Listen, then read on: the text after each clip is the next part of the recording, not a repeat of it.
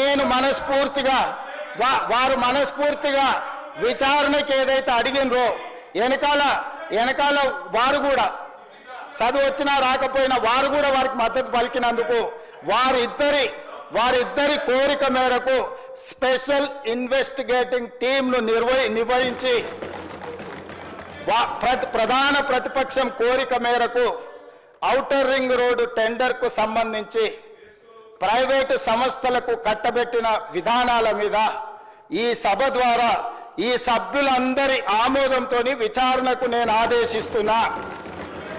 తమరి విచారణకు అనుమతి ఇవ్వాల్సిందిగా విచారణకు సంబంధించిన విధి విధానాలు స్పష్టంగా తెలంగాణ రాష్ట్ర ప్రజలకు నేను హరీష్ రావు గారి కోరిక మేరకు ఔటర్ రింగ్ రోడ్డు టెండర్ విషయంలో పూర్తి స్థాయి విచారణకు ఆదేశిస్తున్నాను.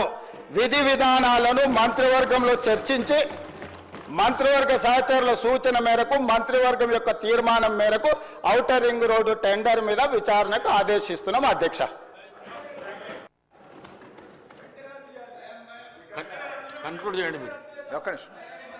నేను అలాగ బోను కానీ సార్ రికార్డులు వెరిఫై చేస్తే మీకు తెలుస్తుంది. నేను ఎక్కడ కూడా విచారణ వేయమని అనలే. అక్కడి నుంచి బట్టి గారు లేచి వి వెల్కమ్ విచారణ, దానికి మేము వెనకకు పోము, వి వెల్కమ్. కానీ విషయం చెప్పదలుచుకున్నా అంటే ఎంత కన్వీనియంట్గా ముఖ్యమంత్రి గారు మాట మారుస్తారనేది రాష్ట్ర ప్రజలకు మీకు రికార్డులు చూస్తే తెలుస్తుంది. బట్టి గారు లేచి పదే మీలాగా ఓఆర్ఆర్ అమ్ముకోలేదంటే మీకు అంత ఇష్టం లేకపోతే దాన్ని రద్దు చేయండి, వాపస్ తీసుకోండి అని నేను అన్నా. అయితే ఇప్పుడు ముఖ్యమంత్రి గారు లేచి సరే విచారణ వేస్తామన్నారు, వి వెల్కమ్.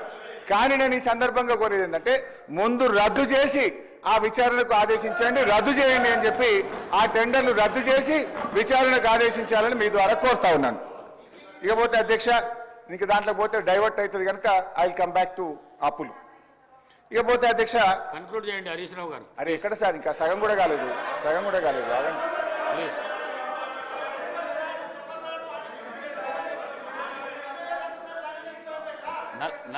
నలభై నిమిషాలు మాట్లాడండి.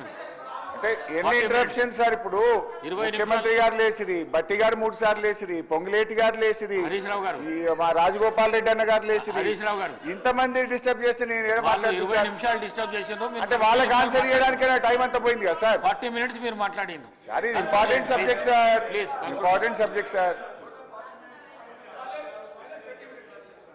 అయితే అధ్యక్ష గౌరవనీయులు బట్టి విక్రమార్క గారు మాట్లాడుతూ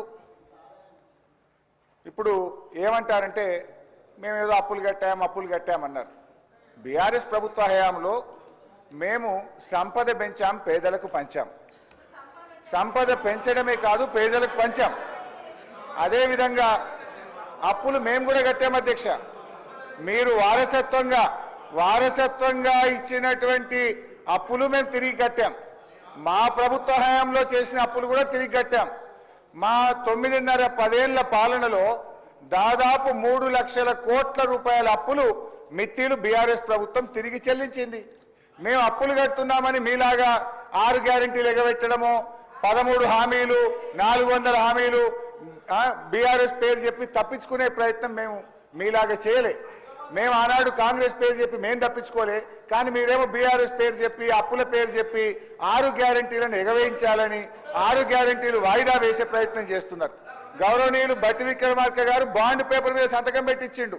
ముఖ్యమంత్రి గారి సంతకం బాండ్ పేపర్ మీద, బట్టి గారి సంతకం 100 రోజుల్లో 6 గ్యారెంటీలు అమలు చేస్తామని చెప్పి ఇవాళ ప్రజల్ని మోసం చేసింది కాంగ్రెస్ పార్టీ. ఏమైంది? మహాలక్ష్మి 2500 ఏమైంది? అవ్వాతాతల 4000 పెన్షన్ ఏమైంది? రైతు భరోసా 15,000 ఏమైంది? విద్యార్థి భరోసా కార్డు 5 లక్షలు ఎక్కడ పోయింది? 100 రోజులు కాదు 365 రోజులైనా మీ గ్యారెంటీలు అమలు కాక ప్రజల్లో వెళ్ళలేక రోజుకు మీ గ్రాఫ్ పడిపోతున్న పరిస్థితి ఉంది. సో మేము ఆ రోజు 10 ఏళ్లలో దాదాపు 3 లక్షల కోట్ల అప్పులు తిరిగి చెల్లించుతూనే మేము ఎన్నికల్లో హామీ ఇవ్వకపోయినా 73,000 కోట్ల రూపాయలు రైతు బంధు ఇచ్చాం. దాదాపు 6,000 కోట్లు రైతు బీమా ఇచ్చాం. ఇలా ఎన్నికల్లో హామీ ఇవ్వకపోయినా 11,000 కోట్ల రూపాయలు కళ్యాణ లక్ష్మి పథకం కింద ఇచ్చాం. మీరేమన్నారు? కళ్యాణ లక్ష్మికి తులం బంగారం కలుపుతామన్నారు. ఏడాది అయిపోయినా తులం బంగారం అయితే ఇంకా వస్తున్నటువంటి పరిస్థితి లేదు. ఇకపోతే అధ్యక్ష బట్టి గారు చెప్పినటువంటి ఆర్బీఐకి పోదాం. సరే వైట్ పేపర్ ఒకటైతే క్లియర్ అయిపోయింది. వైట్ పేపర్లో బీఆర్ఎస్ అప్పు 4,17,000, కాంగ్రెస్ అప్పు ఏడాదిలో 1,27,000. This is clear. ఇక now I will come to RBI. ఇక ఆర్బీఐకి వస్తే ఇది రిజర్వ్ బ్యాంక్ ఆఫ్ ఇండియా అనేది దేశంలో అత్యున్నతమైన సంస్థ. ఆర్బీఐ చెప్తున్న అనేక విషయాల్లో ఇవాళ ఇవన్నీ కూడా రికార్డ్స్ కూడా ఉన్నాయి. గౌరవనీయులు వారి దగ్గర బుక్ కూడా ఉంది, కావాలంటే పేజ్ వైజ్ కూడా నేను వారికి పంపిస్తాను, పేజ్ నెంబర్ కూడా చెప్తాను. ఆర్బీఐ రిపోర్టు 10 ఏళ్ల బీఆర్ఎస్ పాలనలో కొన్ని విషయాలు చెప్పింది. అన్ఎంప్లాయ్మెంట్ రేట్ 2013-14లో ప్రతి 1000కి 65 ఉంటే మేము దిగిపోయే నాటికి అది 35కు తగ్గించాం.